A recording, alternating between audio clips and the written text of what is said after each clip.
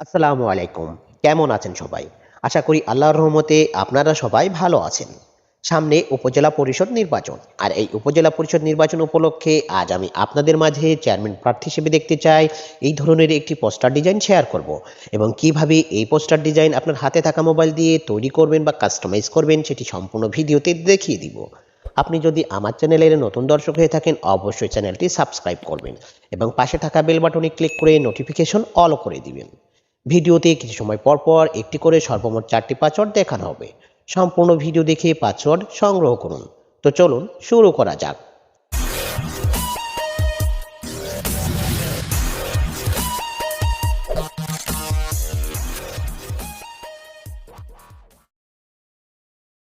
সর্বপ্রথম আপনাকে এই ভিডিওর ডেসক্রিপশন বক্সে আসতে হবে।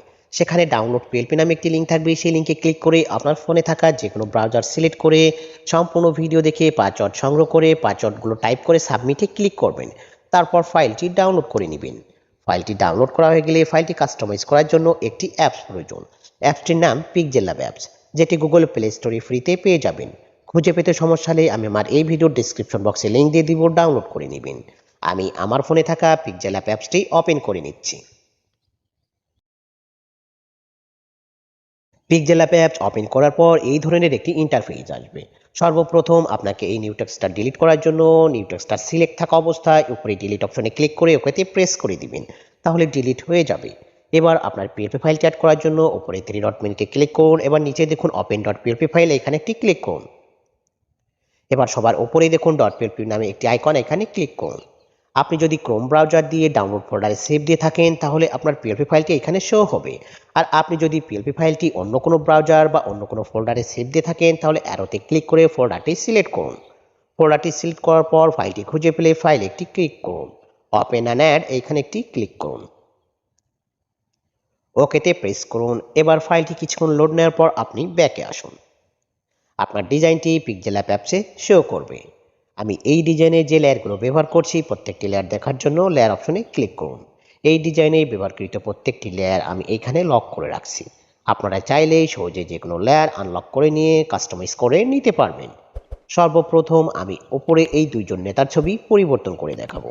এর জন্য আপনাকে লেয়ার অপশন আসতে হবে। এবার নিচে এসে নেতাদের ছবি খুঁজে ডিলিট করে দিতে হবে। নতুন যে কোনো নেতাদের ছবি অ্যাড করার জন্য উপরে প্লাস মেনুতে ক্লিক করুন। এবার ফ্রম গ্যালারি, আপনার গ্যালারি ওপেন হলে আপনার প্রার্থীর চেয়ে যারা বড় পদে আছে যেমন এমপি পদপ্রার্থী তাদের ছবিটি সিলেক্ট করুন।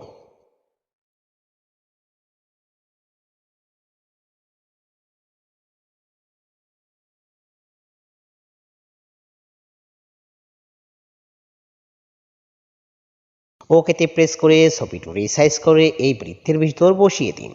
এইভাবে এইখানে এই দুইটা ছবি পরিবর্তন করে নেবেন। এই দুইটা ছবির কাজ শেষ হলে আপনাকে অবশ্যই প্রার্থীর ছবিটি পরিবর্তন করতে হবে। এই জন্য লেয়ার অপশনে আসুন। এবার নিচে এসে প্রার্থীর ছবিটি খুঁজে ডিলিট করে দিন।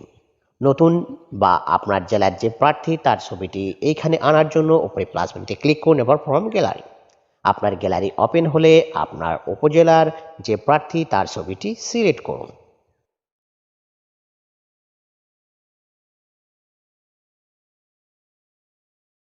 ওকেতে প্রেস করে প্রার্থীর ছবিটি রিসাইজ করে বসিয়ে দিন।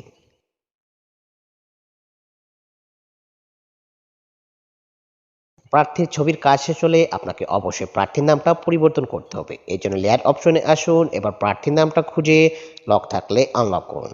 সাইডে দেখুন পেন আইকন, এখানে ক্লিক করলে আবার পেন আইকন আসবে। তারপর আপনার কিবোর্ড অপশন আসবে। কিবোর্ড অপশন আসলে আপনার প্রার্থীর নামটা এখানে টাইপ করে বসিয়ে দিন।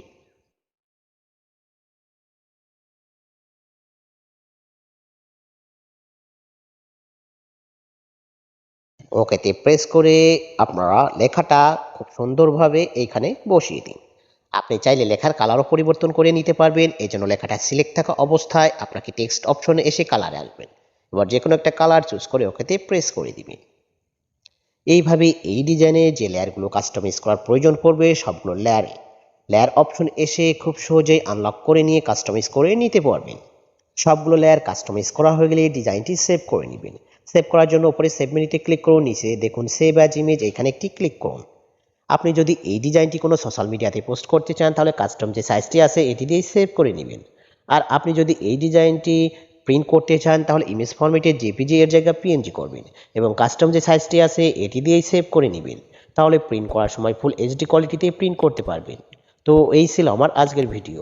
ভিডিওটি ভালো লাগলে অবশ্যই লাইক, শেয়ার অ্যান্ড কমেন্টস করবেন এবং পরবর্তীতে কোন ধরনের ভিডিও চান অবশ্যই কমেন্টস বক্সে জানিয়ে দিবেন।